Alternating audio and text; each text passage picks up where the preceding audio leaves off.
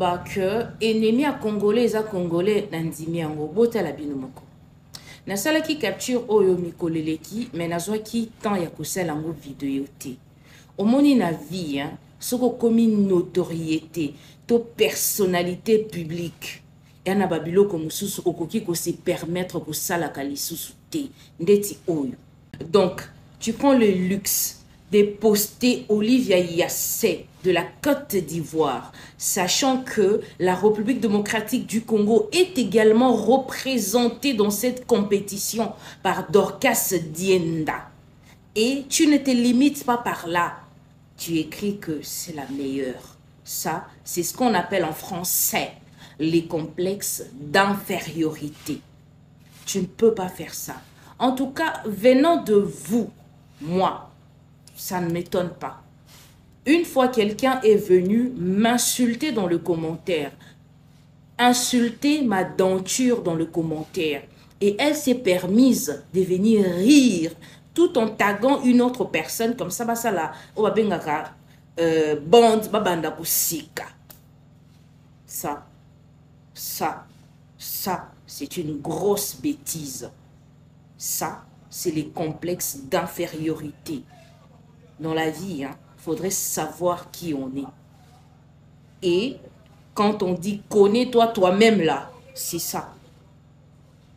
En tout cas, c'est désolant, c'est écœurant, c'est rabaissant de voir que ça provienne d'une Congolaise. Jamais on peut voir des Ivoiriens venir ici, prendre les photos de notre Dorcas Dienda, les mettre sur leur écran ou quoi miniature. Pour balober la Dorcas Nabiso. Pourquoi être bête à ce niveau? Pourquoi être vraiment bête à ce niveau? Pourquoi être aigri jusqu'à ce point? Ah! C'est trop marrant. Hein? C'est tellement regrettable. Bombo partout oyo. Bombo kosu oyo. Yo mon nom dans la flou, tu n'es plus belle. Mais tu es là pour dire que n'importe quoi. Pourquoi quand il y a commentaire? Pourquoi ces premières vidéos? Ce que ça vit, n'importe quoi. Salut, bonjour, la bande de cognons de partout où vous êtes, la 5 continents, l'Afrique, l'Amérique, l'Asie, l'Océanie, c'est-à-dire de partout où vous êtes, nous vous saluons au nom de notre Seigneur Jésus-Christ. Voilà la grande famille, nous sommes venus aujourd'hui juste pour nous informer que le award, bon, on a qui l'année passée. Oui, l'année passée, le fan de Belleville Télévision, le fan de Bellard, organisa qui ni award oyoyo pona ko sepelisa ba artiste nyonso o ba lekaka par Bellard Production ko récompenser bango ko talisa bango ndenge baza motuya tolobi te ke ba o bazwa kite baza motuya te tolobi bongo te po biso congolais tozala na problème ya compréhension. Maman B52 alobi te ke ba o bazwa ki trophée te bazala ki importante. Fanatique ya Bellard Production, fanatique ya famille Bota, comment organiser chaque année pour ko award ou pour ko honorer artiste ou sepeli ici bango pour ezalaka vote pelisusu.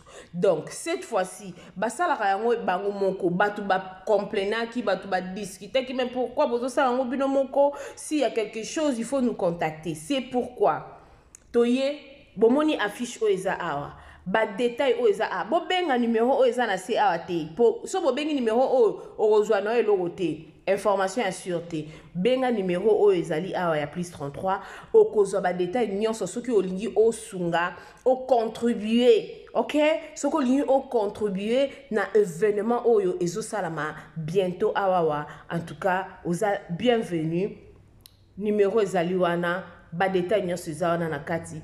Contactez biso na WhatsApp okozwa biso pe tokopesa yo détail nyonso oli na éviter vidéo oyo ernime ko koma ekomela bino ezali mama Joséphine mama Zozo na yebi bino solution oyo ezali solution ya ba problème na biso yango ezanini ba problème na biso yango eza ba problème ya santé eza ba maladie oyo eza kati na biso ba maladie telle que diabète, tension, AVC, prostate, ba hernie, ba maladie wana nyonso tout oyo ezo déranger biso, ba ménopause, mutu pasi, maladie nini, épilepsie, maladie nyonso tout oyo ezo déranger ndeko na yo, oyo aza pembe na yo ezo déranger mwana na yo, oyo ya cancer, oyo ezo déranger biso, solution yango yo na yeli yo solution ya ba produit na biso ya naturel, ba produit oyo ezali ba complément alimentaire,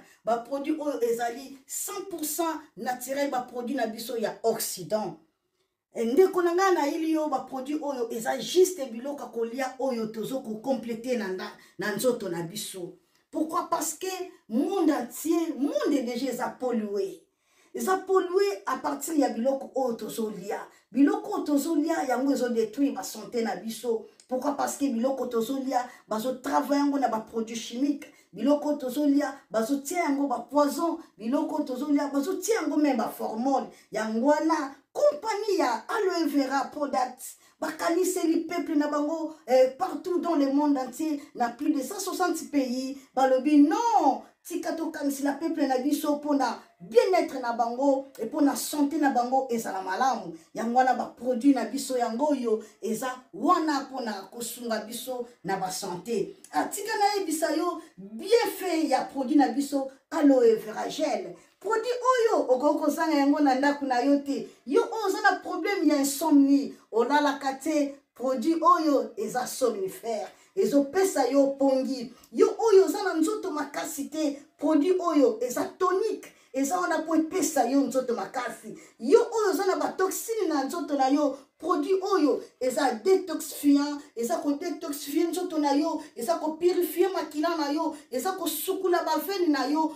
Produit oyo ezana ba bienfait ebele, produit oyo ko soigner pour l'estomac, produit oyo ko soigner pour la constipation, produit oyo eza produit moko eza ko sunga système immunitaire na biso. Yango wana ndeko yo ko zanga ba produit oyo te pour la santé na yo. Santé ezana prité, santé ezana prité. Yango wana somba produit oyo soki omilingaka pe olingi libota na yo, olingi mobali na yo, olingi bana na yo te okoko sanga produit oyo te. Yango na yoko présenter yo produit ya aloe vera gel. Yango soko olingi kozwa yango lolenge nini? Contactez Maman Joséphine na plus 44 79 853 90 849. Na balieli susu plus 44 79 853 90